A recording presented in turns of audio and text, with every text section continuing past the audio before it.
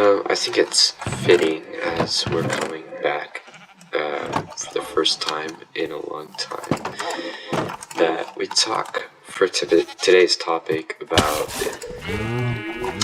video games in general and their effects on us as humans and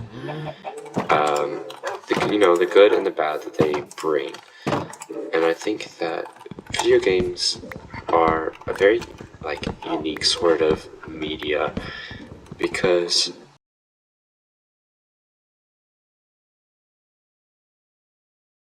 you get to experience what the character's doing through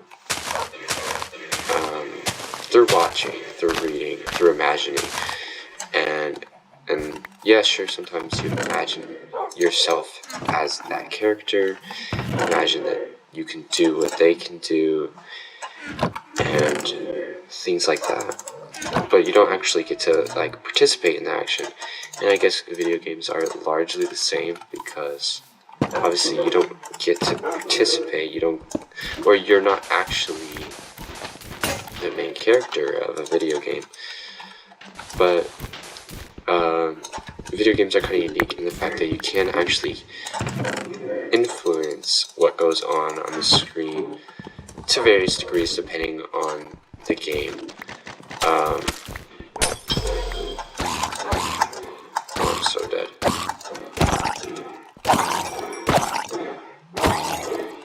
Never mind.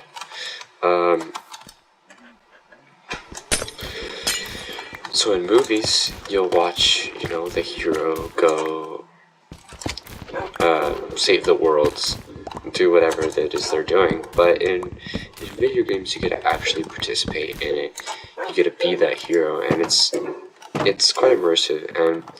And for that reason, I'd argue it's one of the coolest forms of storytelling, if given the proper chance, that is possible. And I have a bucket. I don't got a bucket.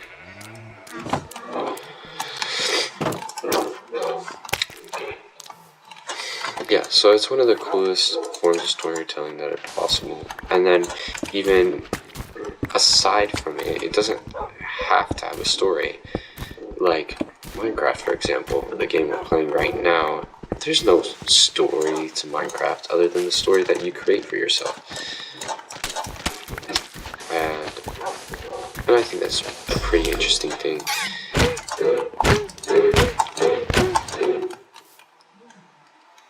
Well,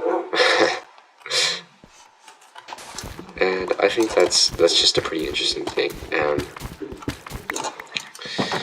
I guess just like any form of media, video games can also be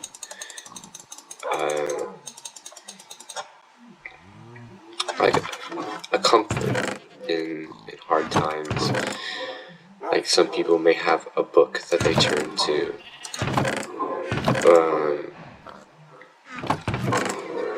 when they're having a difficult time, just to have a little bit of a better time, get in a little escape from a reality. And Minecraft has that, Minecraft has that opportunity to, or really any video game to your liking, even intense ones like Call of Duty or things of that nature. I need to do something about this, but I'm too lazy to do it. Yeah, so I like the idea of having this central area and then, the animals over there, maybe a tree farm over there, things like that. But I just need to get started on it because I'm been a little lazy to do it.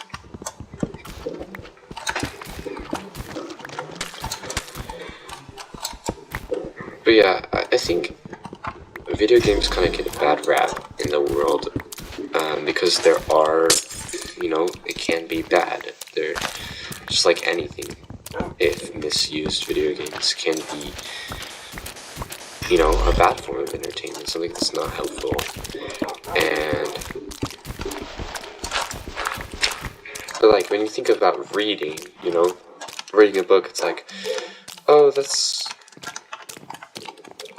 a, you know, really educational, really acceptable idea or a way to spend your time.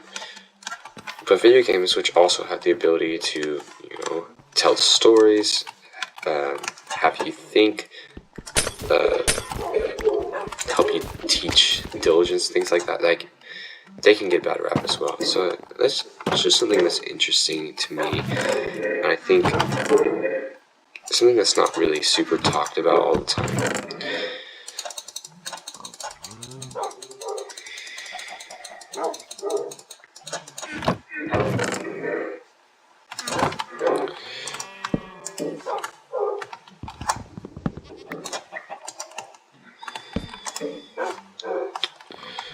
Okay, let's see here.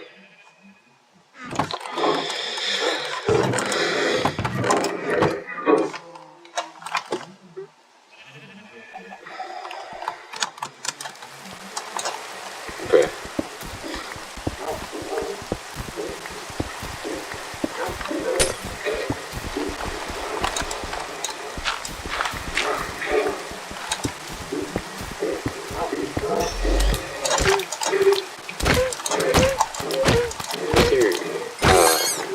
Fun thing about video games, and again, I guess this applies to all media, is that it has the ability to connect you with others. But I would argue in a way that other media can't do. Similarly to how you can't participate in a movie, you can't participate together in, you know, watching a movie, and you can watch together, but you're not in the movie. You're not inside a book, and you can't even really read together that effectively.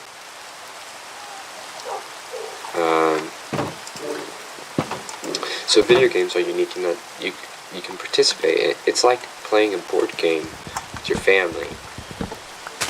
It can draw you closer by just having a fun game to play together, wherever you are. Wow, it's really pretty, actually.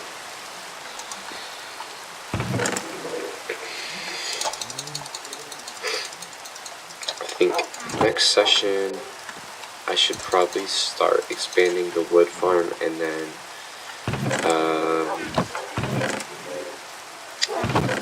you know, getting this atrocity under control is probably a good idea. Yeah.